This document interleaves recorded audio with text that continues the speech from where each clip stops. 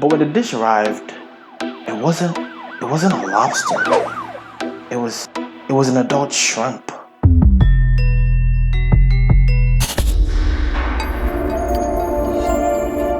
I met Monette in DC a few years back when I went to my buddy Timothy's homecoming after party. Timothy and Scales had rented a B&B for the whole week of Hoco, so immediately I was done with my midterms, I set out for the District of Columbia. I got to the house later that evening and Timothy and Scales had already moved in. The party started around 10:30 p.m., but it didn't really start jumping until like 12 a.m. Tangent real quick. During a party, there's three kinds of guys. The guys that observe throughout the party, the guys that actually party, and the hybrids. The hybrids are a combination of the first two. The guys that actually party are divided into several subclasses, but we're not going to get into any of those in this video. I consider myself a hybrid. I usually observe at the beginning of the party. When the party really starts jumping, I jump with it. During the homecoming after party, while I was observing, I noticed a few people dancing, and among them, Monette stood out. There were a few contenders, sure, but in my opinion, she was the best. Fam, when I tell you I was astonished at how well she communicated the fact that in that space she found herself, she was happy.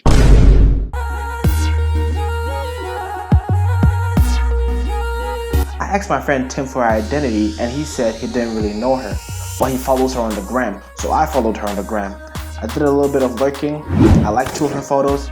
In response, she followed back and liked 1 of my photos. I liked 3 more and she liked 2 more. I'm like, okay, this is going well. And then I liked all of them. And she didn't respond. She didn't like, she didn't comment, nothing. Fast forward a few days, she posted a poll on Instagram asking who was gonna pay to get her nails done. And of course I said I would.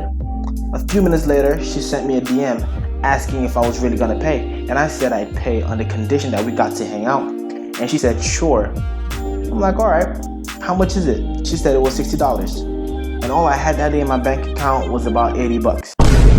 And I knew fully well it would be nothing short of foolhardiness to spend $60 when I only had $80 for a link that might not even happen. I mean, Monette had like over 4,000 followers. So I'm definitely not the only person that offered to pay, because that poll said 40% agreed to pay. And assuming only 1% of her total followers participated in that poll, that's at least 40 people.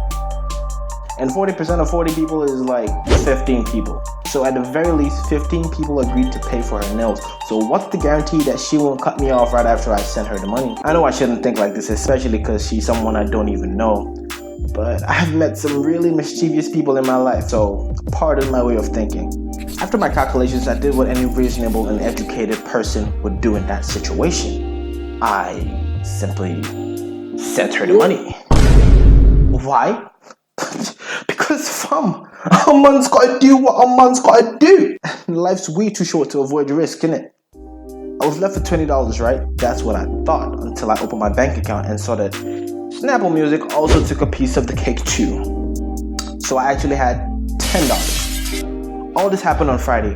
We texted and FaceTimed through Friday, Saturday, and on Sunday night, she asked me if we could hang out on Monday.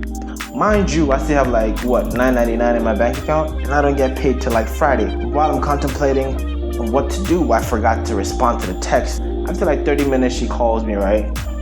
So I pick up the phone like, yo, what's up? Can we hang out tomorrow? Girl, you're silly. Are you serious right now? What do you mean? Don't you want to hang out with me? No. I do. What time though? I get off work at 6. So 7. Alright, cool. We can have dinner at Red Mobster. I'm gonna hit your phone in the morning. The next day, I took money out of my emergency stash. It's basically some cash I keep in my drawer for emergencies, like cash payment for a pizza delivery or gas money in case of a zombie apocalypse or something. I don't know. We link at 8 p.m. at Red Mobster, and she looked amazing. I mean, she came through looking like a balanced breakfast munchie. She looked like we were going for prom or something. And I had on a hoodie and sweats. I could see she was disappointed. Heck, even I was disappointed in myself, because on my human IG, your boy pops flavor and drips sauce. The only reason I wore what I wore was because all my fly gear was in Philly. And it's too long to explain why in this video, so I'm gonna just leave it at that. Anyways, we get to our table and I place my order. I don't exactly remember the name of the order, but it was something exotic like lobster Huion avocado deluxe or something. I don't know. But on that menu, that lobster looked huge, beautiful, and bougie. It was like a lobster that studied abroad or something. But when the dish arrived, it wasn't a lobster. It was an adult shrimp. Long story short, I got scammed by Red Mobster. So Red Mobster, y'all wrong for that one. So we're having a phenomenal chat. She starts laughing, I start laughing, heck, even the waitress starts laughing. And after we're done eating, the waitress came by with the check. And she asked, "Will this be a single or separate check, sir?" A single check. I reach into my pocket to get the cash, and at the same time, Monette reaches into her purse. So I'm like, "Oh, you don't need to worry about the check. I got it." I feel uncomfortable with you paying for everything. Can I at least pay for half? I mean, this was a good gesture, but the Nigerian in me would not accept it. So I said, "Damsel like you." Son, I don't know what the fudge I was thinking when I said that. And yes, I actually said that. Well, you can't even blame me. This was like 2 years ago. I was still trying to fit in. I don't know what I was saying. And I was pretty confident too. I mean, who the hell even says damsel? That's so 2018? Wait, people actually say that? And she looked at me and smiled and said, "Okay, you can handle it." But in her eyes, I could see it. She definitely knew that was some next level cringe, bro. That was some cringy shit. When I got home, I couldn't even look myself in the mirror. I mean, I felt so disappointed in myself. She already didn't like my outfit, and after I managed to make her laugh, I ended up saying some cringy to conclude the night. I resigned myself to the fact that it was over between us, and while I'm wallowing in my grief, Monette sent a text. I opened the text and it read, "I really had fun. When's our next date?" If you enjoyed this video, please like, comment, and subscribe. Hit that notification bell so you can be notified immediately I upload a video. I still don't have a set schedule for uploading yet because I'm busy with family issues in school. But when I do have a set schedule, I will definitely let you guys know. So yeah, I will see you guys in the next video. Peace.